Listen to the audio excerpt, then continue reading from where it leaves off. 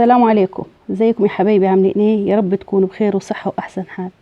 تعالوا بينا النهاردة هنعمل مع بعض فطاير هشة ومقرمشة من بره وطرية من جوه، وهتكون كمان بدون فرن ولا تخمير ولا زبدة ولا سمنة ولا زيت. فطاير سهلة التحضير. يلا كده نسمي الله ونشوف عملناها ازاي.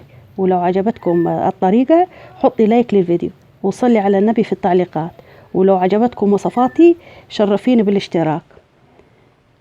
يلا كده نسمي الله ونصلي على الرسول عليه أفضل الصلاة والسلام ونشوف طريقة التحضير. أول حاجة هنا هجيب البولة أو العجان أو أي حاجة موجودة عندك، وانزلي فيها بكوباية ونص من الحليب. ما عندكيش حليب انزلي بزبادي. مش عايزة تعمليها بزبادي يا ست الكل اعمليها بمية، بس احنا بنزود القيمة الغذائية عشان هي لا فيها زبدة ولا فيها زيت. ونزلت هنا بعد كده بمعلقة صغيرة من الملح وبمعلقة من الخل ومعلقة صغيرة من البيكنج باودر، يعني كوباية ونص من المية، كوباية ونص من الحليب، كوباية ونص مثلا من الزبادي اللي موجود عندك المتاح عندك حطيه. وبعد كده لا هتحطي الملح وتحطي البيكنج باودر ولا هتحطي معلقة الخل، لا فيها خميرة ولا فيها سكر ولا حاجة. بعد كده هنا انا نزلت ب4 كوبايات من الدقيق، يعني المج الموجود عندك في البيت انزلي فيه ب4 كوبايات دقيق متعدد الاستخدام. وهتبتدي تعجني حبيبتي. الوصفة دياتي بتكون معايا ماسكة شوية، عايزينها تكون متماسكة العجينة بتاعتنا، لا هي طرية ويعني ولا وسط ولا حاجة، انتوا اللي هتشوفوها معايا. تمام، علشان تطلع معانا مقرمشة. هنا طبعا لو احتاجت معاكي مية هتحطي، عايزة تحطي حليب حطي حليب. انا هنا اخدت معايا نص كوباية من المية فوق الكوباية ونص بتاعت الحليب. ادي حبايبي سمك العجينة بيكون متماسك كده بالشكل ده. لا هحطها كده في العبولة بتاعتها واركنها كده على جنب. احنا ولا عايزينها ترتاح وما فيهاش خميرة ولا تخمير ولا اي حاجة، بس لحد ما نجهز الحشوة بتاعتنا. هنا عندي علبة جبنة من علب التومين، قلت احطها في الحشوة دي.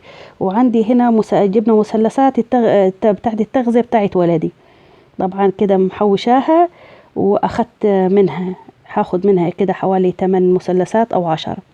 وعندي فلفل الوان، اي فلفل موجود عندك حطيه. حطيت فلفل الوان وقرن فلفل حار. وهنا عندي شوية من الشبت والكزبرة والبقدونس.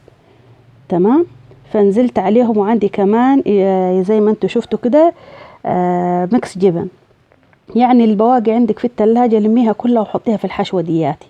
اي حشوة عايزة تحشيها، يعني لحمة معصجة او فراخ معصجة او اي حاجة الموجود عندك ما ترميهش، اعملي بيها اي حاجة هتطلع كل حاجة من تحت ايدك يا ست الكل جميلة وحلوة.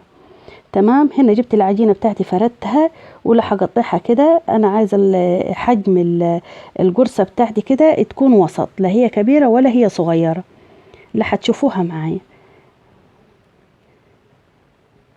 قطعتها زي ما انتوا شايفين كده، ولا هاخد كل قطعة من العجين لا هكورها واحطها كده عندي على صينية ولا هغطيها. وبمجرد ما بنخلص بنبتدي نشتغل على طول، احنا ولا بنريحها ولا بنخمرها. هنا خلصت مع حبايبي، هغطيهم وهبتدي باول كورة انا عملتها. لا هفردها، ترشي شوية دقيق على سطح العمل كده وتفرديها بقى، هي هتكون متماسكة معاكي. فانا في النشابة دي او العجلة دي ما نفعتش معايا، فانا جبت النشابة الطويلة كده وفردت بيها، عشان زي ما قلت لكم العجينة ماسكة شوية تخينة يعني. هنا حطيت الحشو فردتها، طبعا لازم تفرديها رقيق، مش عايزينها تكون تخينة علشان تستوي معاكي ما تبقاش عجين من جوه. هتحطي الحشوة في النص كده وتلفيها كده زي السرة، عايزاكي تقفليها كويس علشان الحشوة ما تنزلش معاكي انت وبسويها.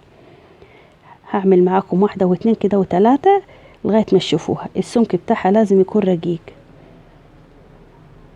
هتطلع معاكي سندوتشات والله، يعني تنفع افطار وغداء وعشاء وللمدارس كمان.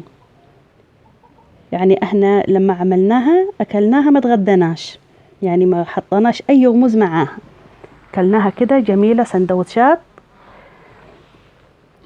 ادي حبايبي اللي هخلص بقى ايه كل الكمية بالطريقة اللي انتوا شايفينها دياتي، وبعد كده هنرجع ونشوف هنسويها ازاي. بجد يعني فطاير سهلة وسريعة وبدون ما بتاخدش معاكي لا وقت ولا مجهود. بططيها كده. ادي حبايبي كمان عملنا 14 سندوتش، وكمان كمية الحشوة على كدها بالمظبوط.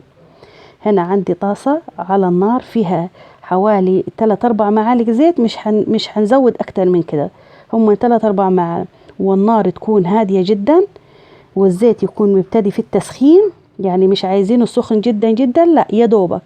وهتقعدي بقى تقلبي يمين وشمال يمين وشمال، يعني هتاخد معاه ال3 دول، يعني اقولي اخدوا معاكي دقيقتين او 3 دقائق بالكتير على النار، من فوق لتحت لحد ما تعرف ان ايه العجين استوى معاكي.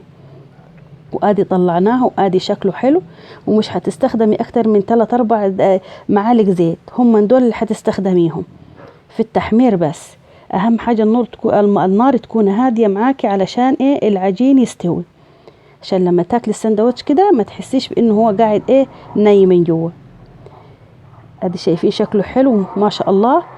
ايه رأيكم بقى في الوصفة دياتي؟ بجد تستاهل ولا لا؟ ما خدتش معايا اي وقت ولا اي مجهود، يعني تقومي تعمليها باي بواقي عندك موجودة في الثلاجة. وادي حبايبي شايفين الجمال والحلاوة، 14 سندوتش ما شاء الله في منتهى الجمال، يعني الشكل صراحة يعني مغري كده ويفتح النفس. شايفين؟ وعايزاكم تسمعوا بقى ايه صوت كده القرمشة، شايفين؟ وطري من جوا كمان وعمران. ولو اي حشوة عندك، لحمة او فراخ او سجق او لانشون، اي حاجة عندك احشيها، بجد مش هتندمي لو عملت الوصفة دياتي. عايزاكي بقى لو عجبتك الوصفة حبيبتي شرفيني بالاشتراك ودعميني بقى بلايك. وبكده ايه خلصت وصفتنا، واقولكم ايه السلام عليكم.